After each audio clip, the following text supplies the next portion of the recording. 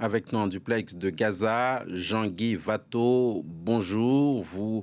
Vous êtes coordinateur des actions de Médecins sans frontières à Gaza. On va commencer, si vous le voulez, par les éléments les plus frais. Des informations contradictoires circulent sur le largage d'aide ou l'ouverture par Israël de points de passage de camions. Qu'est-ce que vous en savez? Qu'est-ce que vous pouvez nous en dire? Oui, une telle opération serait ridicule. On fait des opérations de largage euh, d'aide humanitaire quand l'accès routier est compromis, quand on ne peut pas atteindre les zones où se trouvent les populations. À Gaza, ça n'est pas le cas. Les routes sont là, les camions sont là, la nourriture est là.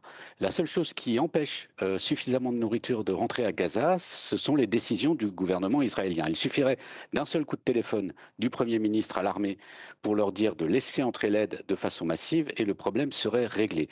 Plutôt que de faire ça, il semble qu'il souhaite amuser la galerie avec cette opération de communication de largage de nourriture qui serait non seulement totalement inutile, mais potentiellement dangereuse également pour la population, qui est regroupée sur un territoire extrêmement petit, 45 km², 2 millions de personnes.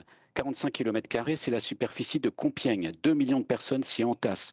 Larguer des palettes de nourriture sur une zone comme celle-ci, c'est mettre avec un nouveau système en danger la vie des Palestiniens. Jean-Guy Watteau, MSF n'a eu de cesse de réclamer la fin du siège de Gaza, d'ouvrir les points de passage terrestres, de rétablir l'approvisionnement en nourriture, en eau potable ou encore en fourniture médicale ou en carburant.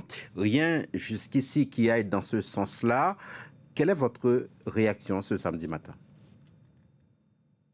Écoutez, il y a une mortalité très forte, vous en rendez compte tous les jours, votre reportage le montre très bien, qui est liée à la violence, à la fois les bombardements israéliens qui visent des combattants et qui font énormément de dégâts collatéraux, les sites de distribution de nourriture qui sont devenus un lieu de violence également. Qu'est-ce qui se passe sur ces sites-là? Ce sont souvent des jeunes gens, vous en avez interviewé leur mère, qui s'y rendent au risque de leur vie, qui vont chercher des sacs de farine, et quand ils sont là, l'armée israélienne qui est à portée de tir, les tire comme des lapins. Il y a pas d'autre mot. Moi j'ai vu hier matin ces jeunes qui sont admis à l'hôpital. Beaucoup, d'ailleurs, on leur a tiré dans le dos, ou quand ils étaient allongés par terre.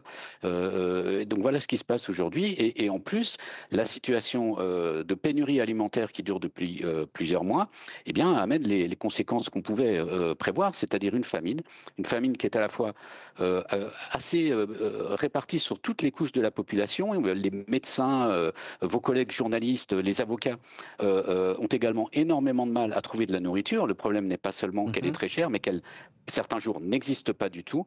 Cette famine va créer une nouvelle source de surmortalité parmi la population palestinienne, et on n'en comprend vraiment pas la raison. Et vous dites que l'un de vos collègues a eu à acheter un kilo de riz à jusqu'à 30 euros.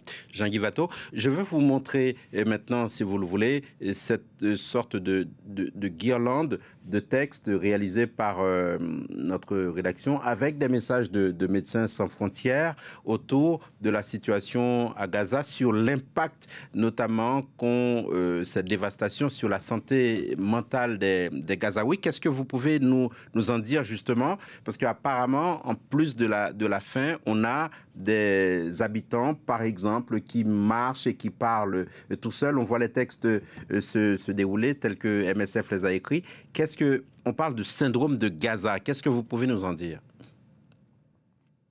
Écoutez, les Palestiniens à Gaza, comme tout le monde, sont très attachés à leur terre. Ils sont attachés à la terre qu'ils ont dû fuir il y a 80 ans, leur famille.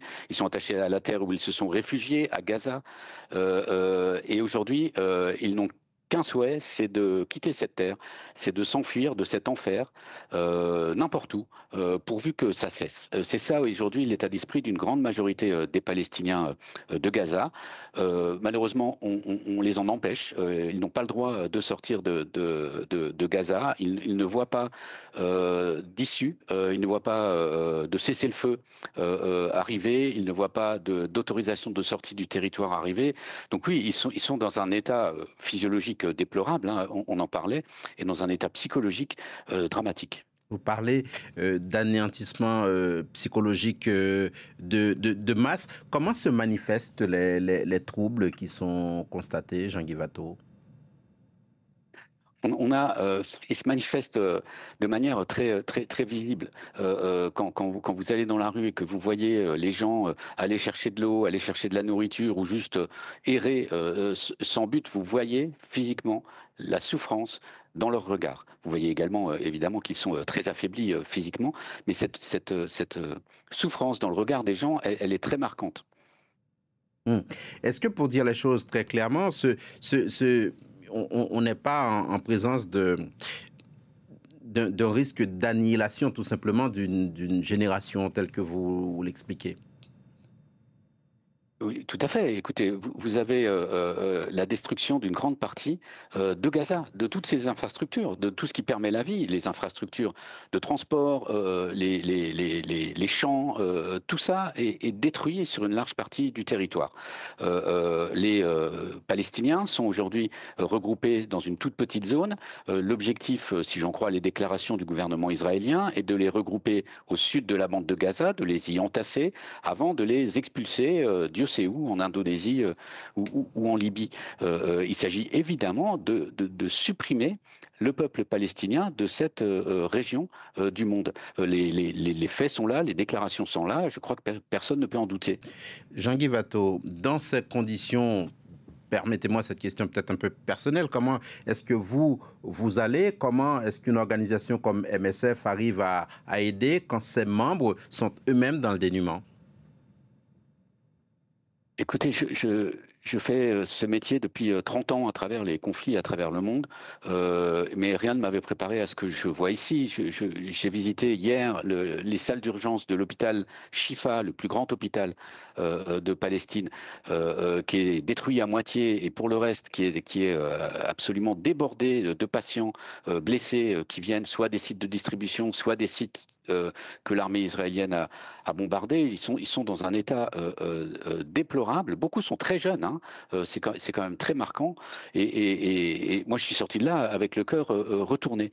Ce sont des visions d'horreur qu'on n'a pas l'habitude de rencontrer, même dans les conflits les plus durs que vous avez pu couvrir également ces dernières décennies.